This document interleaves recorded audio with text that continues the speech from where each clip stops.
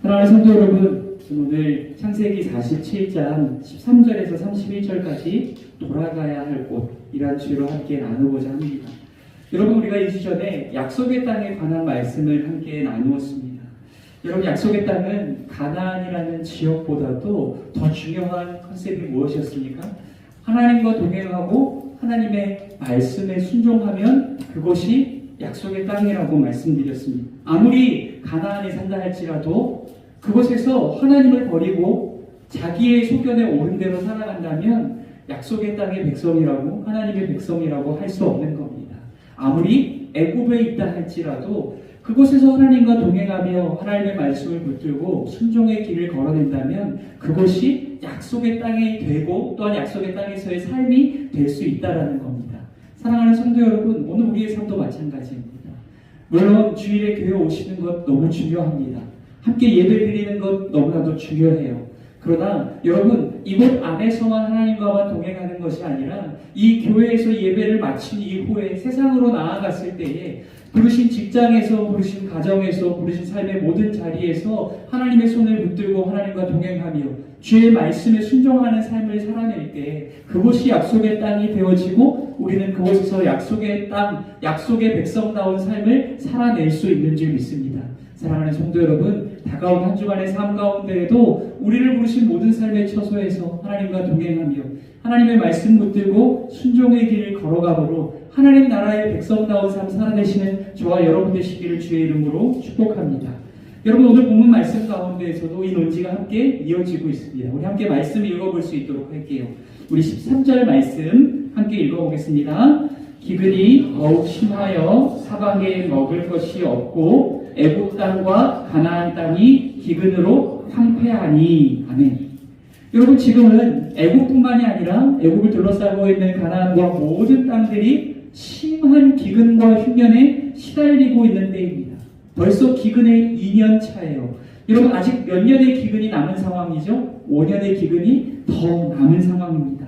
여러분, 이로 인해서 요셉은 지난 7년간의 이 풍년 동안 열심히 아주 성실하게 잘 모아온 곡식으로 이제 백성들을 구휼하고 백성들을 먹여 살리기 위한 정책들을 펼치기 시작합니다.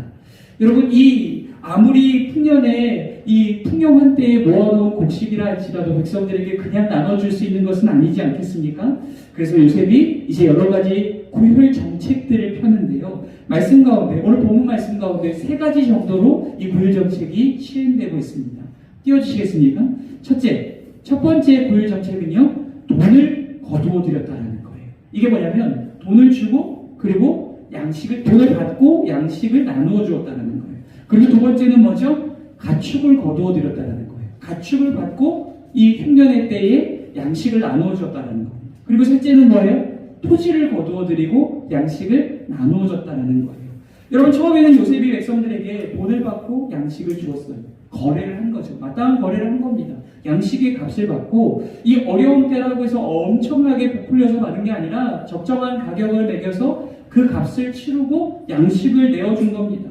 그리고 백성들이 가진 돈들이 다 떨어지고 나자 두 번째로 이제 백성들의 가축을 받기 시작했습니다. 백성들이 어차피 여러분 흉년의 때에 어려운 시절에 가축을 가지고 있어봤자 뭐 하겠습니까? 어떻게 그 가축을 먹일 수 있겠어요? 하루아침에 잡아먹는다라고 해서 내일이 보장되는 것이 아니지 않습니까? 그러니 그 가축을 받고 그리고 양식을 내어주게 된 겁니다. 그리고 또 백성들이 가진 가축들이 다 떨어지자 이제는 토지를 거두어 드리는 모습을 본문 말씀 가운데 보여주고 있습니다. 여러분, 이 요셉의 정책들을 부정적으로 본다면 마치 어려운 시기에 백성들의 돈과 가축과 또한 땅을 몰수하여 드리고 다 빼앗는 것처럼 느껴질 수 있습니다. 어려운 시기를 이 기회로 삼아서 백성들의 소유를 다 빼앗는 것처럼 보여질 수 있다는 거예요. 여러분, 그러나 실상은요, 그렇지 않습니다. 말씀을 자세히 들여다보면은요, 백성들이 와서 곡식을 얻기 위해서, 양식을 얻기 위해서 자발적으로 바치는 모습을 볼 수 있어요. 요셉이 머리를 굴려서 이것 가져와, 너 저것 남았지? 이것도 가져와, 저것도 가져와, 아주 빈털터리가 될 때까지 다 털어내려고 계속 하고 있는 것이 아니라 백성들이 양식을 얻기 위해서 자발적으로 자신들이 가져온 것을 바치고 있는 상황이라는 겁니다.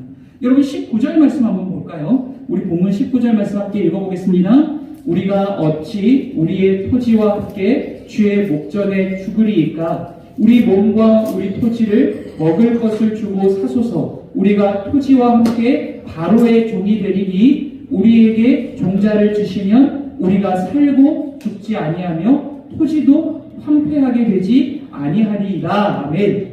여러분, 백성들이 지금 양식을 얻기 위해서 무엇을 바치겠다라고 이야기하죠? 토지, 땅과 그리고 자신들을 바치겠다라고 얘기해요. 우리가 바로의 종이 되겠습니다. 뿌리를 받고 우리의 땅을 받고 양식을 주십시오. 우리가 땅을 가진 채, 내 몸만 가진 채 굶어 죽는 것보다는 양식을 얻고 사는 것이 더 좋사오니 우리가 가진 모든 것, 나의 땅과 나 자신의 삶을 당신께 드릴 테이니 그러니 양식을 주십시오라고 이야기하고 있는 겁니다. 여러분, 오히려 그렇다면은 여러분, 강제로 빼앗은 것이 아니라 백성들이 흉년 가운데 살아남기 위해서 가진 모든 것들을 기꺼이 바치고 있는 모습을 본문 말씀 가운데서 확인할 수 있는 겁니다. 여러분, 그렇다면 어떻게 되었을까요? 이들의 마지막은 어떻게 되었을까요? 가진 돈도 다 빼앗겼습니다. 빼앗긴 게 아니죠. 다 바쳤어요. 가진 돈도 다 바쳤어요. 그리고 가축들도 다 바쳤어요. 그리고 땅도 다 바쳤어요. 그리고 자기의 삶들까지도 다 종으로 바쳤어요. 여러분, 그렇다면 이들에게 남은 것이 무엇이 있을까요? 이들은 가진 것을 다 빼앗겼기 때문에 이제 죽을 일밖에는 남지 않았을까요? 여러분, 어떻게 되었을까요? 여러분, 오히려 요셉이 토지법을 세워서 백성들의 삶을 안정시키기 시작하더라는 거예요. 가진 모든 것들을 바쳤더니 오히려 애굽이, 오히려 요셉이 그들의 삶을 책임져주는 모습을 볼 수 있어요. 우리가 멀리 생각할 때는 돈 다 뺏기고 가축 다 뺏기고 땅도 뺏기고 종되면 이제 죽는 일밖에 없겠구나 라고 생각할 수 있어요. 그런데 오히려 이들의 삶을 안정화시키는 긍휼의 이 정책들을 펼치기 시작하더라는 거예요. 우리 24절 말씀 한번 볼까요? 본문 24절 말씀 우리 한 목소리로 함께 읽겠습니다. 추수의 5분의 1을 바로에게 상납하고 5분의 4는 너희가 가져서 토지의 종자로도 삼고 너희의 양식으로도 삼고 너희 가족과 어린아이의 양식으로도 삼으라. 아멘. 여러분, 지금 요셉이 세운 토지법이 뭐예요? 왕에게 모든 토지를 바치고 그 토지에서 농사를 짓게 한다는 거예요. 그리고 그 추수의 5분의 1, 모든 곡식 가운데서 5분의 1을 왕에게 바치라는 겁니다. 마치 소장농처럼 말이죠. 여러분, 그렇다면 이 왕의 땅에서 여러분 힘겹게 일하고 그리고 5분의 1의 소출을 왕에게 바치는 것이 여러분은 어떻게 느껴지나요? 너무 가혹하다고 생각하시나요? 너무 살아남을 수 없을 만큼 너무 힘겨운 세금이라고 생각하십니까? 여러분, 그렇지 않습니다. 이 당시에 이 고대 근동사회 안에서는요, 보통 왕에게 세금을 바칠 때에 수확의 3분의 1을 바쳤다라고 얘기해요. 수확의 3분의 1. 3개를 거뒀으면 그 중에 하나를 바치고 10개를 거뒀으면 3개 넘는 것을 왕에게 바쳐야 하는 상황이었다는 거예요. 그리고 조금 나은 나라들도 4분의 1 정도는 바쳐야 했다라고 얘기해요. 그런데 흉년의 때에 모든 땅을 바치고 자기를 종으로 바친 이들에게 5분의 1만을 거둔다라고 하는 것은 엄청나게 자비로운 법이라는 것을 당시 상황에 비추어서 알 수 있습니다. 여러분, 요셉은 이를 통해서 나라를 부강하게 세우고 백성들의 삶을 안정화시키고 있는 모습을 본문 가운데서 확인할 수 있어요. 여러분, 저는 이 요셉의 정책을 보면서 이 과정들이 마치 우리의 신앙의 과정과 유사하다라는 모습을 생각하게 됩니다. 여러분, 믿음이 무엇이라고 생각하십니까? 각자 여러 가지 믿음에 대한 정의를 가지고 계실 거예요. 믿음은 하나님을 의지하는 거예요. 믿음은 하나님께 삶을 드리는 거예요. 여러 가지 이 믿음에 대한 정의들이 있으실 텐데요. 여러분, 저는 믿음을 무엇이라고 생각하냐면 믿음을 하나님의 주권을 인정하는 것이라고 생각합니다. 내 것이라고 생각해 왔었던 내 삶의 모든 소유권과 주권들을 하나님께 내어드리는 것이 저는 믿음이라고 생각합니다. 마치 백성들이 기꺼이 돈과 가축과 땅과 자신의 삶을 이 바로에게 내어드리고 애굽을 위하여 내어드리고 요셉에게 내어줄 때에 여러분, 그때에 이 이 백성들이 바로의 종이 되었던 것처럼 우리의 믿음도 마찬가지예요. 우리의 삶의 모든 가치들에 대한 소유권과 주권들을 마땅히 주인이신 하나님께 올려드리게 될 때 하나님께서 우리의 왕이 되시고 우리를 통치하여 주시는 삶, 하나님이 책임져 주시는 삶을 살아가게 되는 것이 여러분 믿음의 과정이라는 겁니다. 여러분 그렇다면 모든 것을 바치고 종이 되었다고 억울하게 모든 것을 다 빼앗기고 내 소유는 하나도 없고 고난과 고통과 죽음만이 그의 삶에 남겨질까요? 아니라는 거예요. 여러분 하물며 오늘 애굽 땅에 있는 백성들조차도 자신의 모든 것을 바쳤음에도 불구하고 5분의 1만 바치고 나머지 5분의 4는 오히려 자기들이 가져가고 더 안정된 삶을 살아가게 되더라는 거예요. 애굽이 요셉이 바로의 군대가 그들의 삶을 책임져주고 그들을 안정되이 살 수 있도록 그들의 삶을 유지해 주더라는 겁니다. 사랑하는 성도 여러분, 우리의 신앙도 마찬가지라는 거예요. 신앙이 깊어져 간다는 것은 무엇일까요? 여러분 믿음이 좋다는 것을 어떤 기준을 가지고 생각하시나요? 예배를 여러 번 나오면 믿음이 좋은 건가요? 헌금을 많이 드리면 믿음이 좋은 건가요? 여러분 우리는 믿음이 좋다라고 하는 것을 이제 이런 기준을 가지고 생각했으면 좋겠습니다. 아까 전에도 제가 믿음을 뭐라고 설명드렸죠? 하나님께 삶의 주권을 내어드리는 것이라고 말씀드렸습니다. 그렇다면 여러분 믿음이 깊어진다라고 하는 것은 내 삶에 대한 나의 주권과 소유권의 퍼센테이지를 점차로 하나님께로 더 내어드리는 거예요. 예를 들어서 내가 하루에 1분 정도의 시간을 하나님께 내어드려 왔습니다. 1분 정도 하나님께 기도하고 하나님의 말씀 묵상하는 것이 삶의 전부였어요. 그런데 2분, 3분, 4분 하나님과 교제하는 것이 기쁨이 되어지고 기꺼이 하나님을 위하여서 내 삶을 드려내는 것이 기쁨으로 바뀌어져 가는 거예요. 그것이 감사의 제목으로 바뀌어져 가는 거예요. 그러면서 하루의 삶 가운데 하나님의 모든 주권과 통치가 내 삶을 다스리기 시작하는 거예요. 삶의 모든 영역 가운데서 하나님의 손을 붙들고 살아내기 시작하는 거예요. 하나님이 통치하시는 하나님의 나라된 삶을 살아가는 거예요. 여러분 이것이 믿음이 깊어지는 것입니다. 이전에는 전부 내 것으로 여겨왔던 시간과 물질과 나의 소유와 나의 삶과 나의 비전과 나의 생명 이 모든 것들에 대한 소유권과 주권들을 점차로 하나님의 것으로 내어드리는 거예요. 여러분 그럼에도 불구하고 우리 안에 이런 불안이 있어요. 이런 두려움이 있습니다. 마치 이 애굽 땅에 있던 백성들처럼 이 돈도 주고 가축도 주고 토지도 주고 이 모든 것을 바치고 나면 나는 뭐가 남지? 내 것은 아무것도 남지 않는 것 아닌가? 모든 것을 다 내어주고 나는 텅 비어버리는 것 아닌가? 나는 종이 되고 고난과 고통만이 남고 나는 이제 죽음만이 내게 남겨지는 것이 아닌가? 라고 두려운 마음을 가질 수 있더라는 거예요. 그럼에도 불구하고 사랑하는 성도 여러분 기억하시길 바랍니다.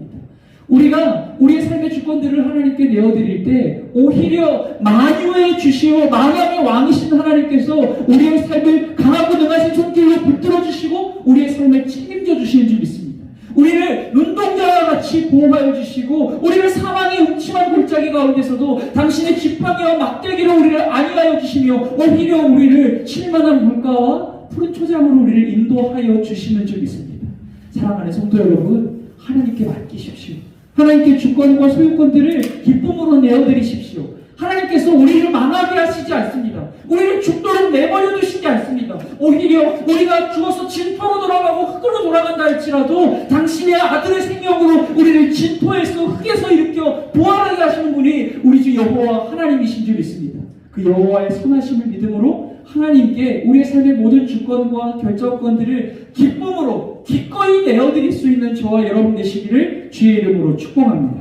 여러분 다시 한번 말씀으로 돌아와서요. 요셉은 애굽의 백성들과 주변국의 백성들을 흉년 가운데서 구원하는 역할을 감당했습니다. 여러분 그러나 중요한 포인트가 뭔지 아십니까? 우리 25절 말씀 읽어볼까요? 본문 25절 말씀 함께 읽겠습니다. 그들이 이르되 주께서 우리를 살리셨사오니 우리가 주께 은혜를 입고 바로의 종이 되겠나이다. 아멘. 여러분 이 애굽과 또한 이 애굽 주변국들을 흉년 가운데서 살린 사람이 누구죠? 요셉 아닙니까? 요셉이죠. 요셉이 그 꿈을 풀이하였고 이 풍년의 때의 곡식을 잘 저장하여 놓아서 이 백성들을 살린 거예요. 그럼에도 불구하고 지금 여러분 이 요셉이 잘 저장해 놓은 곡식으로 이 백성들을 살려놨더니 백성들이 누구의 종이 되었다고요? 말씀 보세요. 누구의 종이 되었다고요? 바로의 종이 되었다라고 기록하고 있어요. 이들은 모두 누구의 종이 되었다고요? 바로의 종이 되었다. 여러분, 그에 비해서 이스라엘 백성은 어떤가요? 이스라엘 백성들에 대해서 한번 볼까요? 우리 27절 말씀, 본문 27절 말씀 함께 읽겠습니다. 이스라엘 족속이 애굽 고센 땅에 거주하며 거기서 생업을 얻어 생육하고 번성하였더라. 아멘. 여러분, 이스라엘 백성들은 어떻게 되었습니까? 이 어렵고 힘든 시기에 바로의 백성들은, 애굽의 백성들은 가진 모든 것들을 바로에게 드리고 바로의 종이 되었어요. 그런데 이 하나님의 백성들 이스라엘은 어떻게 되었다고요? 오히려 이 어렵고 힘든 시기에 생육하고 번성하는 축복을 얻게 되더라는 겁니다. 이들은요, 바로의 종이 되지 않았습니다. 여러분, 왜냐하면 이들은 하나님을 주인으로 섬기는 하나님의 백성들이기 때문입니다. 이스라엘은요, 비록 애굽 땅에 살아가고 있지만 하나님의 말씀을 붙들고 애굽 땅으로 내려왔고 하나님과 함께 애굽 땅에서 살아가고 있었어요. 그러므로 말미암아 이스라엘 백성들은 바로의 종이 되어지지 않았다라고 말씀이 기록하고 있는 거예요.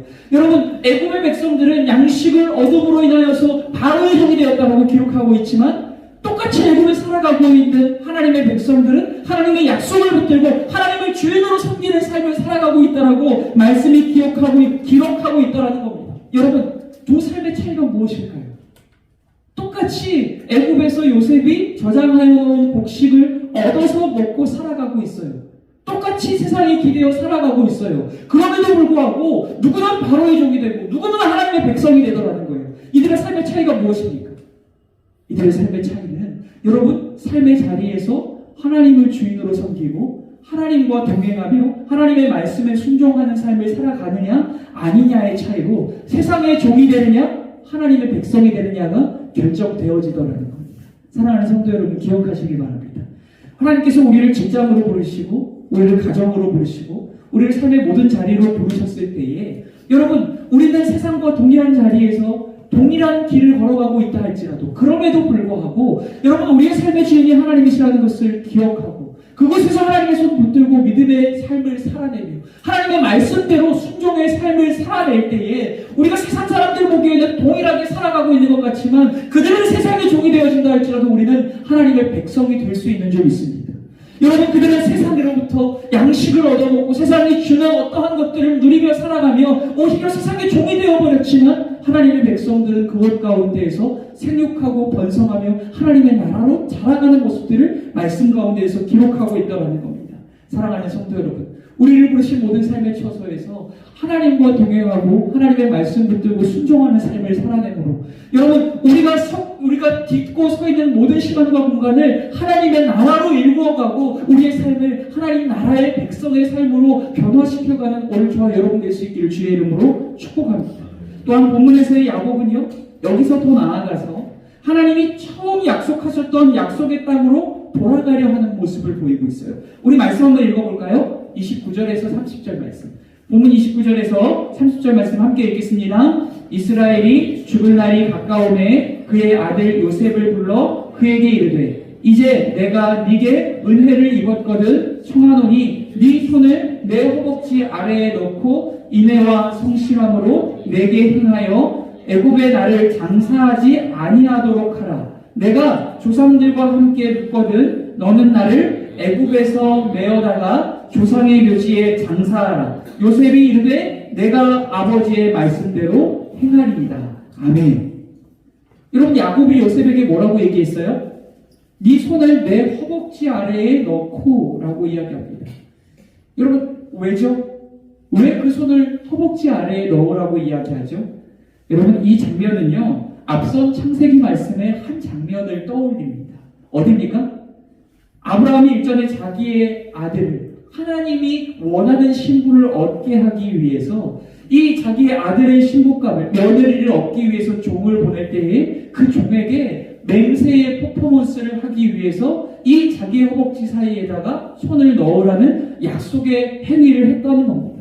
여러분, 지금 이 두 행위는 동일한 행위를 의미하고 있어요. 뭡니까? 야곱의 행위도 아브라함의 행위도 둘 다 하나님의 약속을 지키고 하나님의 약속의 백성답게 살아내기 위한 몸부림이 그 약속의 퍼포먼스 안에 담겨져 있다는 것을 우리에게 알려주고 있는 겁니다. 야곱도 요셉에게 여러분, 내가 죽거든 이 애굽 땅에 나를 장사하지 말고 반드시 꼭 어디에 묻어달라고 이야기하죠? 약속의 땅에 묻어달라라고 이야기합니다.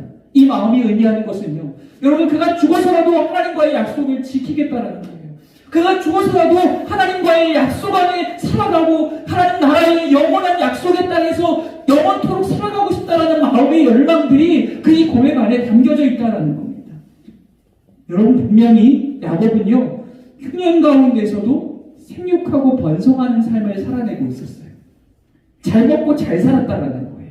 여러분, 그렇다면 어떤 이들은요, 이런 상황들 가운데서 이렇게 생각할 수 있어요. 눈에 보여지는 상황과 환경들이 내 뜻대로, 내 계획대로, 내 마음대로 다 잘 흘러가고 있잖아요. 성공했다, 형통하다, 우리가 복받았다 라고 생각하면서 약속의 땅을 잊어버릴 수 있다는 거예요. 눈에 보여지는 상황들에 눈이 사로잡히고, 눈에 보여지는 환경들에 마음이 사로잡혀서 눈에 보여지지 않는 하나님과 하나님의 약속과 하나님의 나라를 향한 마음들을 잃어버린 채 살아갈 수 있다는 겁니다. 사랑하는 성도 여러분, 우리도 그럴 때 있지 않습니까? 인생의 일들이 모두 내 마음대로, 내 뜻대로 잘 풀려갈 때, 눈에 보여지는 세상이 천국처럼 보여질 때, 여러분, 그럴 때 우리는 진정한 천국, 영원한 약속의 땅, 하나님의 나라를 잊어버린 채 마치 이 땅에서의 삶이, 마치 육신의 삶이 영원할 것처럼, 영원한 하나님의 나라인 것처럼 이곳에 소망 두며 살아가고 있지 않습니까? 우리에게 돌아가야 할 곳이 있다는 것을 잊어버린 채 마치 이곳에서의 삶이 전부이고 영원할 것처럼 여기에 소망 두고 여기에 마음 쏟고 이것만을 바라보며 하늘 밑 이 땅만을 바라보며 살아내는 것이 우리의 모습은 아니냐는 겁니다.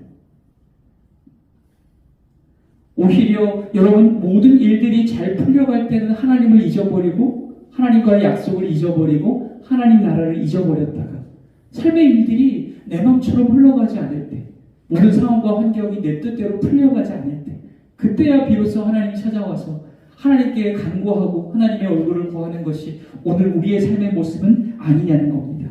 여러분, 그럼에도 불구하고 야곱은 눈에 보여지는 상황과 환경에 미혹되지 않았습니다. 눈에 보여지는 상황과 환경에 물질들에 여러분 굴복되지 않은 모습을 보이고 있어요. 풍요했습니다. 모든 것들이 잘 흘러가고 있었어요. 생육하고 번성했습니다. 거기에서 살고 거기에서 죽어도 모자랄 게 없는 삶이었어요. 그럼에도 불구하고 야곱은 뭐라고 이야기합니까? 자기의 소망을 이곳에 두지 않고 영원한 약속의 땅에 두므로 내가 죽거든 내 시체를, 내 시신을 약속의 땅에 묻어달라, 약속의 땅에 묻어달라라고 간곡히 요셉에게, 자기 아들에게 구하고 있더라는 거예요. 내가 돌아가야 할 곳이 있다라는 거예요. 내게 돌아가야 할 곳이 있다라는 거예요. 내가 머물 영원한 땅, 내가 머물 영원한 약속의 땅, 내가 머물 영원한 나라를 이곳이 아니라는 겁니다. 바로 약속의 땅, 가나안. 그곳을 넘어서 하나님의 영원한 나라를 소망하는 마음으로 요셉에게 지금 부탁하고 있는 겁니다. 사랑하는 성도 여러분, 오늘 우리는 어떻습니까?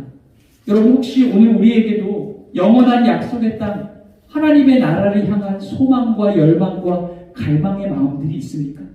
매일의 삶 속에서 하나님의 나라를 간절히 꿈꾸고 기대하며 기다리는 마음들이 여러분 우리 안에 있습니까?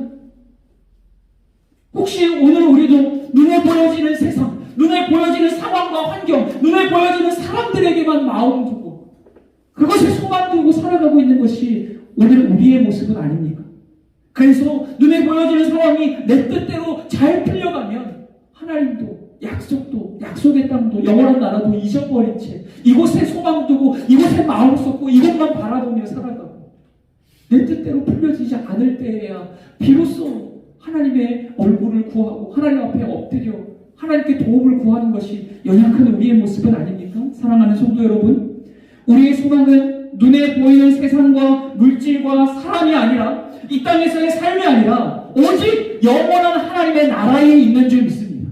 여러분, 우리는 이 땅에서의 삶, 육신에서의 삶이 전부가 아니라 영원한 하나님의 나라에서 하나님과 함께 영생 복락을 누리며 살아가게 될 줄 믿습니다. 그 나라에서의 삶에, 그 나라에 그분 손 붙들고 살아가는 영원한 삶에 소망 두고 살아가시는 저와 여러분 되시기를 축복합니다. 우리의 눈앞에 보여지는 상황들이 내 뜻대로 흘러가고 내 맘처럼 풀려가지 않건 여러분 그럼에도 불구하고 오직 하나님의 나라에만 소망 두시고 오직 하나님의 나라만을 간절히 기대하고 기다리며 살아가시는 약속의 백성, 하나님 나라 백성다운 삶 살아내시는 오늘 저와 여러분 되시기를 주의 이름으로 축복합니다. 비록 내가 딛고 서 있는 현실이 메마른 광야와 같고 애국 땅과 같이 여겨진다 할지라도 7년 전의 흉년과 같이 거센 고난과 환난과 역경들이 우리의 삶을 덮쳐온다 할지라도 그럼에도 불구하고 눈에 보여지는 상황과 환경 때문에 낙심하고 절망하는 것이 아니라 우리가 돌아가야 할 곳, 내게 돌아갈 영원한 집이 있다는 것을 기억하고 영원한 약속의 땅 하나님의 나라를 바라보며 이 땅 가운데에서 그 나라를 향한 기대와 소망의 마음을 품고 믿음의 길을 끝까지 부단히 걸어갈 수 있는 오늘 저와 여러분이 될 수 있기를 주의 이름으로 축복합니다.